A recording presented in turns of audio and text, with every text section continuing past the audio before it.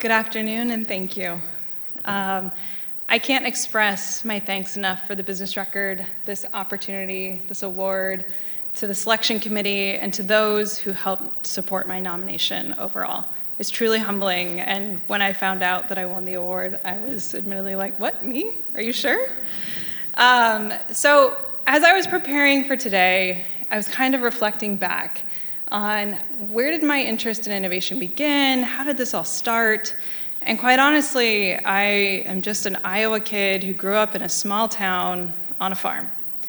As I was growing up, didn't really think I would ever be able to take my curiosities and my interest in really finding better solutions and changing the way things work through industrial design and innovation. I didn't think I could do that here in Iowa.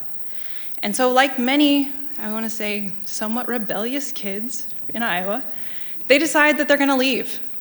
They go to the coast. They go work somewhere else. They go to college outside of Iowa because they just don't know it's here. And that was absolutely me. I went to college in Arizona State. I worked on the West Coast, the East Coast, and a little bit around the world. And while I was away, there was always something that kind of drew me back to Iowa. I loved growing up here. I loved the people in Iowa. They were hardworking. They were doing things differently in their own way. And I was on a girls' trip in Barcelona with my high school friends, and Pella called.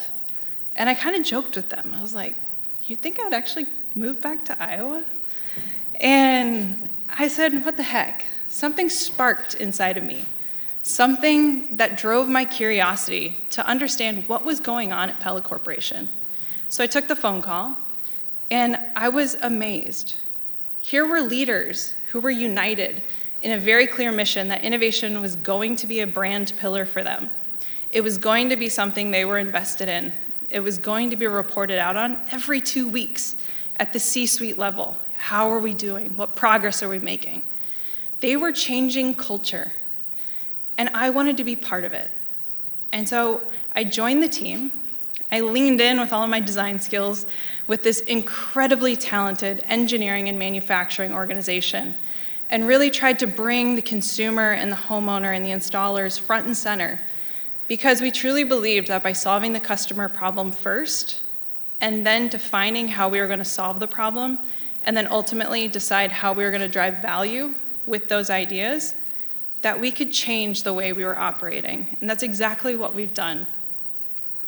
So when I was thinking about this award, yes, my name is on it, but quite honestly, there should be an entire movie credit list of all the people that also deserve to be up here with me. You know, it was the tough conversations.